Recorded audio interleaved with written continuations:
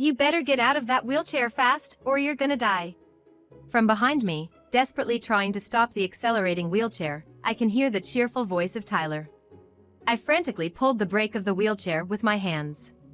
He was a man careless with money, but still, we were supposed to have pledged our love that day.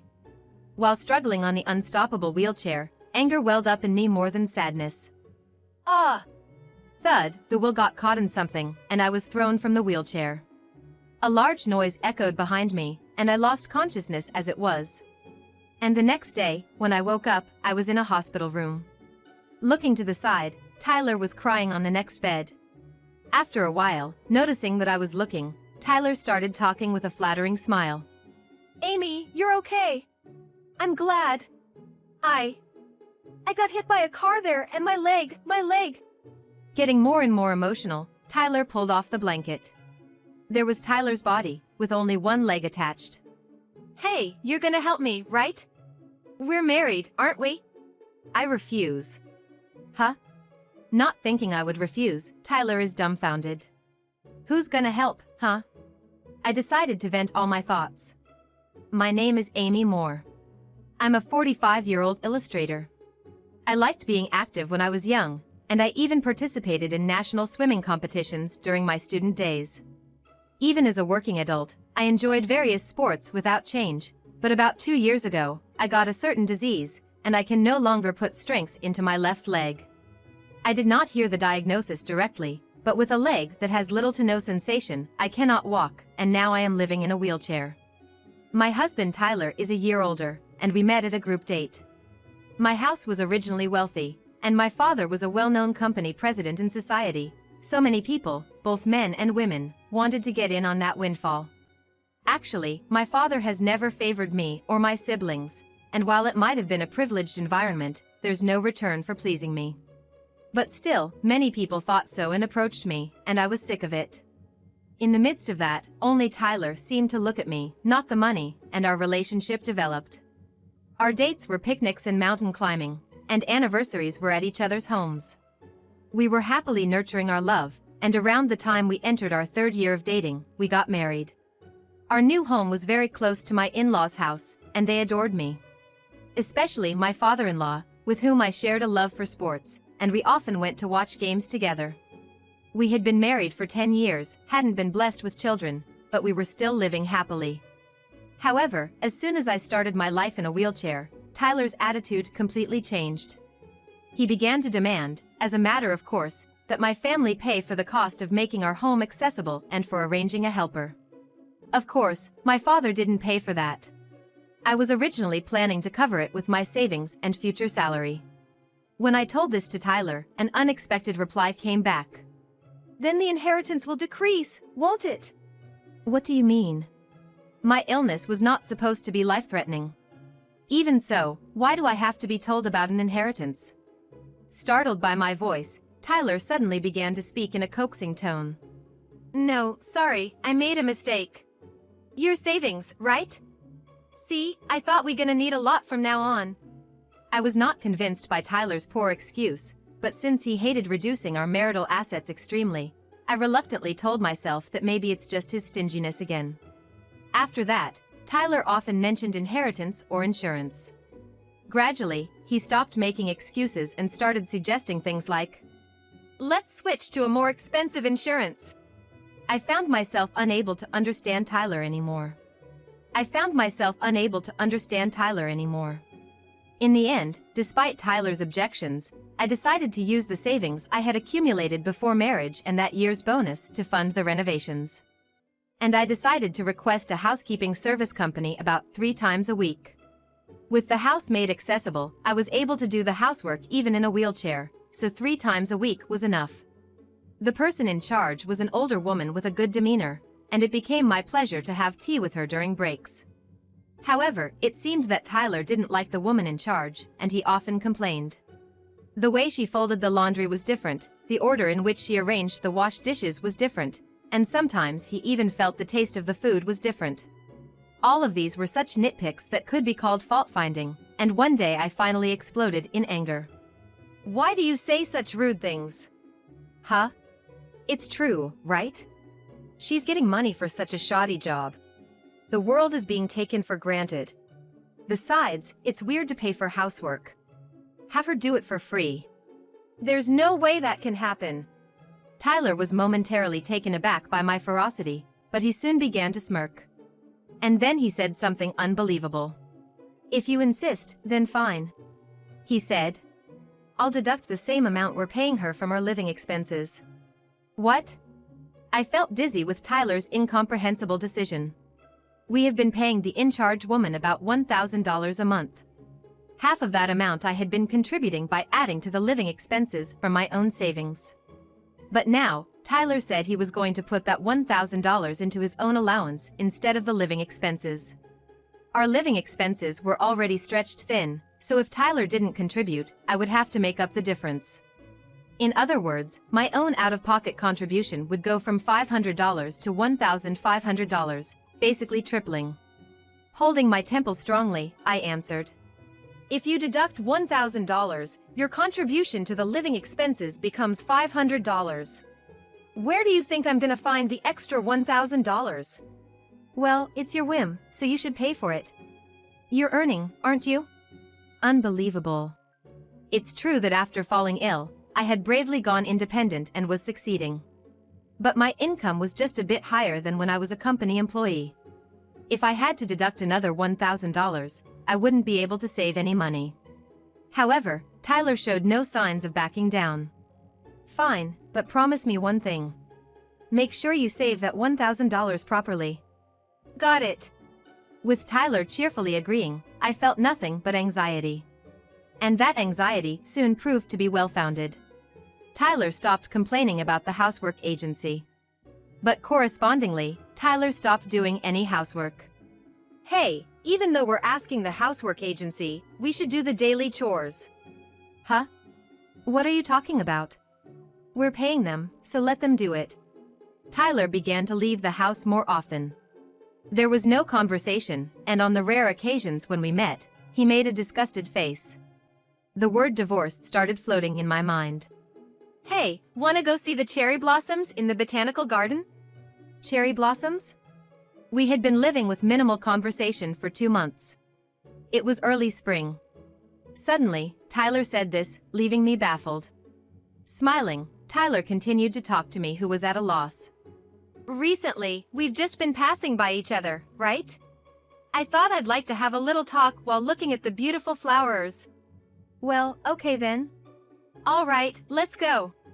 Tyler cheerfully exclaimed as he began pushing my wheelchair.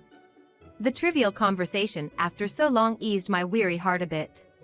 Maybe the recent discord was because we hadn't been talking enough. It was when I began to think that way. You know, I'm out of money. I really need your insurance money soon. What?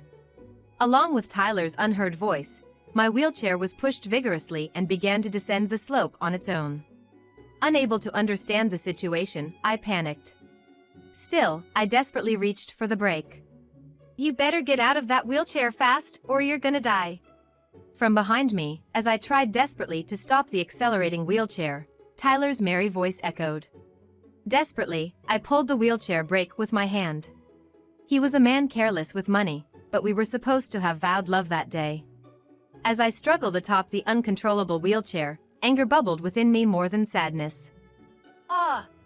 The tire caught on something, and I was thrown from the wheelchair. A loud noise followed behind, and I lost consciousness then and there. And the next day, when I woke up, I was in a hospital room. Looking sideways, Tyler was crying on the next bed. After a while, noticing that I was watching, Tyler spoke with a fawning smile. Amy, you're safe. I'm glad. I was hit by a car there and my leg. Becoming increasingly emotional, Tyler tore off his blanket. From there appeared Tyler's body, with only one leg attached. You'll help me, right? We're husband and wife, right? I refuse. Huh. It seems he never imagined I would refuse. Tyler was left speechless. Who would even think about helping him? I decided to let out all the feelings I had been holding in. Why should I take care of someone who pushed me down a hill just to get insurance money? It was a moment of madness. I'm regretting it. If saying sorry could fix everything, we wouldn't need the police. My words turned Tyler's face pale blue. I continued to talk without letting him interrupt. Besides, weren't you supposed to be saving $1,000 a month for me? What happened to that? I am doing that. Oh really? Then you can pay for this hospital stay with that money. Well, about that. Tyler was stammering, in a panic. And for a good reason, his bank account was practically empty. Why do I know this, you ask? Because I have the bank book. Tyler, always finding things troublesome, only checked his account online. Therefore, I usually managed and kept all the bank books. Back when our relationship was good, I never felt the need to check how much money he had. But since he hadn't been depositing the $1,000, I started keeping the accounts. And I found out that instead of saving money, he was sending it somewhere else. The recipient was a woman. I hired a detective and found out that Tyler had not only cheated on me but even had a child. The money was going to his affair partner as child support for his kid. 4 years old. Cute age, huh? Have you been visiting her? How long have you known? A month now. As I said this, Tyler's mouth hung open in shock. I dropped another bomb on him. Really, I was shocked. Because you're paying child support for someone else's child. Huh. Tyler had a confused look on his face. Understandably so, as Tyler believed the child his affair partner had given birth to was his own. I couldn't hold back my laughter. Then, Tyler cut it off with a disgruntled voice. What the hell are you talking about? That kid is truly mine. Hearing those words, I burst out laughing even more. Seeing me like that, Tyler looked at me as if I was something creepy, so I decided to tell him the truth. But you see, you can't even have children. Huh? I continued talking while laughing at his most foolish face and voice ever since we met. You really thought I was the reason we couldn't have kids? Well, I was considerate and didn't tell you, but your father knows. It's a lie. Blood completely drained from Tyler's face. Actually, we had been undergoing infertility treatment for about 3 years since our marriage. At that time, Tyler reluctantly took the test. As a result, it was revealed that the cause was with Tyler. However, after consulting with my father-in-law, I decided to keep it a secret from Tyler. My father-in-law had the view that Tyler, who is mentally fragile, would not know what to do if confronted with that fact. Hearing my father-in-law's view, I was troubled, but in the end, I continued the infertility treatment without telling Tyler the results, and stopped it at Tyler's request. After telling him all this, Tyler suddenly called someone on his smartphone. Hey! You had an affair, didn't you? The kid ain't mine, is it? Watching Tyler yell like that at the first word, I understood who he was calling. Tyler seemed to be getting arguments from the other end, and occasionally his voice would leak out sharply. Among them, I burst out laughing at the words. You had an affair too, didn't you? Tyler is saying. This isn't the time for such talk. But to me, both the woman who deceived Tyler to pay child support for another man's child, and Tyler, who spent all the money on child support and affairs and then pushed his wife off a hill for insurance money, seem equally terrible. It seems the call was unilaterally cut off, and he couldn't get through no matter how many times he tried calling back. Tyler was utterly angry at the attitude of his affair partner, seemingly forgetting I was beside him. That bastard, was she only after the money? Sorry to interrupt while you're heated up, but we're not done talking. Amy. It seems Tyler finally remembered I was there, looking at me and sweating. I brought the conversation back with a smile. Do you remember signing the papers when we decided to save that $1,000 you spent? Huh? I sighed at Tyler's attitude. He probably planned to go back on it later anyway. I picked up my smartphone from the table and showed him a photo. See, it's written here, right? In the event of misuse, divorce, and the entire amount spent up to the discovered month will be paid to the wife, Amy. It's a scam! That was not there! Oh, but it's properly checked, and there's a signature too, right? It's even notarized, isn't it? Tyler looked frustrated. And then, he immediately appealed to me with desperate eyes. Come on, Amy! I was just possessed. Please don't say divorce, okay? Besides, I can't pay such a large amount. Divorce is settled. I can't do it anymore. But don't worry, you can pay the spent amount in installments. Seeing me like that, Tyler has a face like he's the victim. I sighed and called out to the figure hiding at the entrance of the hospital room. Please come in. Dad! Seeing his father-in-law enter the room, Tyler shouted. My father-in-law, face red as if his veins might burst, is glaring at Tyler.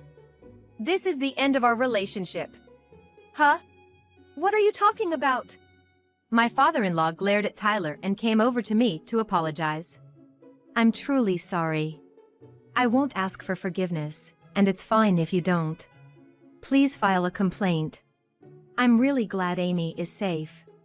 Thank you. He must be crying. Large drops of water are falling onto my bed. I glare at Tyler, the reason for making my beloved father-in-law do this. What? Don't you feel anything seeing this? It's your fault. Always spending money, and yet earning more than me, and your rich family is stingy. I don't know why I married you. So you were after the money too. Feeling like all the beautiful memories have been tainted, my voice is the lowest it's ever been in my life. Tyler is surprised, looking at me. While surprised at myself for deeply loathing Tyler, I put on a smile. Well, marrying for money, and in the end having to pay repayment, huh? Shut up. I'm not paying. Too bad, payment is a done deal. As I said this, my father-in-law, looking scary, told Tyler. I will be watching you until the payments are done. I couldn't see, but his face must have been terrifying as Tyler's face went pale and he was shaking. Excuse me for interrupting. In this worst atmosphere, a middle-aged doctor in a white coat entered. Coming straight to me, the doctor handed over a document. Is there a reason you are not receiving treatment for your leg? What? Tilting my head in confusion, I looked at Tyler, who was staring at the doctor with a pale face. The doctor continued speaking with a puzzled look. If you have surgery on your leg, you'll be able to move again. Didn't you hear that when you were diagnosed before? I didn't hear. I looked at Tyler. Tyler was trying not to meet my eyes. Seeing that, I had a bad premonition. Tyler. You lied to me? Saying that the illness would never be cured, and that I would never walk again? Ah. At Tyler's non-committal reply, my father-in-law again yells at him. I turned to the doctor and asked. I didn't hear the diagnosis directly at the time. Could you please tell me? Yes, Amy, your illness is a temporary paralysis caused by a herniated disc hitting the spinal cord, leading to blood flow issues. Since some time has passed, you'll need rehab, but you will be able to walk. I couldn't stop my tears at the doctor's words. I was wrong to trust Tyler and not hear the diagnosis, but my disgust for Tyler, who lied about a problem involving a person's life, grows by the minute. There's not a shred of affection left. Tyler, what's going on? Tyler. Don't just stand there, say something. My father-in-law's yelling echoes in the hospital room.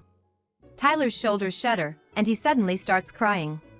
But if Amy is free to roam the world, I'm always left behind.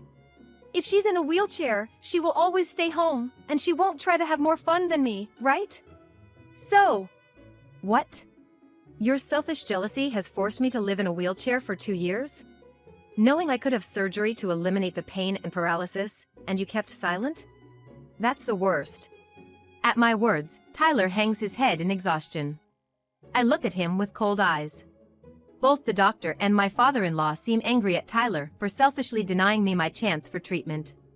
So, Amy, may I explain the surgery to you tomorrow? Yes. Please do. I instantly brighten up. The doctor smiles back at me warmly. Just that gives me hope for a bright future ahead. I will instruct the nurse to separate the rooms. No! I don't want to be separated from Amy. The doctor glances at Tyler's sudden loud refusal, ignoring him. Then he says to me, "Then, see you tomorrow," and leaves the room. Amy, you're not really gonna divorce me, right? I'm an amputee, remember? I know I was wrong to keep quiet, but think about our current situation. Despite my father-in-law yelling at the incredibly selfish Tyler, he he stands his ground. I silently watch, but seeing no sign of it settling down after about 10 minutes, I reluctantly speak up. Then, I'm gonna work, and you'll handle the chores. If you ask for a service, you'll pay for it. Oh, and I'll deduct that amount from the living expenses. Huh? I can't live like that. What are you saying? What? Was it strange? It's strange. Be kinder to me. I'm in a wheelchair for life. Tyler said so, his breathing harsh. What I had said was all that Tyler had said to me, but Tyler seemed to not notice. Hey, do you realize? Huh? Realize what? What I just said is what you said to me. As I said that, Tyler finally seemed to notice, his face turning pale as he froze in place. My father-in-law had also forgotten to shout, his face turned pale. It must have been a big shock to learn that the son he had desperately raised had said such terrible things to his wife. Well, let's talk through lawyers from now on. And about the compensation too. Wait, Amy! As Tyler called my name, a nurse came into the room. It seemed that I was moving rooms so Tyler couldn't easily barge in anymore. Tyler resisted to the end, but with one leg, he couldn't get up from the bed and could only scream. Well, Tyler, goodbye. Wait for me! With Tyler's screaming as the last thing I heard, I was pushed by the nurse and left the room. My father-in-law met my eyes and nodded, and I bowed my head in return. That was the last time I met Tyler. A few months later, I received divorce papers from Tyler through the lawyer, and the divorce was successfully concluded. I heard Tyler is quite disheartened and is living under the strict supervision of my father-in-law. He seems to have been able to keep his clerical job, but it seems that the reason for the divorce leaked somehow, and the colleagues who were worried about his injury at the time of his return are now looking at him coldly. Tyler brought it upon himself, but I heard him lamenting. My colleagues are harassing me! And I couldn't help but bitterly smile, thinking he hasn't changed a bit. Actually, I still meet my father-in-law now and then after the divorce with Tyler. Partly to check on Tyler's situation, but mainly because we are hobby friends. Initially, my father-in-law seemed apologetic, but recently he is getting back to his usual self. Upon investigation, it was revealed that the affair partner was married and had been married to the real father of her child. I sent the evidence of the affair and child support transfer to the affair partner's husband. It seems he found out about the affair from the evidence I sent, and a huge dispute ensued. It seems they also got divorced. A resentful letter arrived at the lawyer's office, but all were ignored. As for me, I underwent surgery immediately after that and then spent about 6 months in the hospital for physical therapy. Thanks to my father-in-law's arrangement, I was able to continue working while staying in a private room. After being discharged, thanks to ongoing physical therapy and regular checkups, I can now walk with a cane. A recent daily routine is to take a walk around the house. Actually, recently, I exchanged contact information with someone I met during those walks, and promised to go for a meal. He's a very kind person who helped me when I stumbled and fell over a rock. These days, the exhilarating feeling of a new spring coming makes my excitement unstoppable.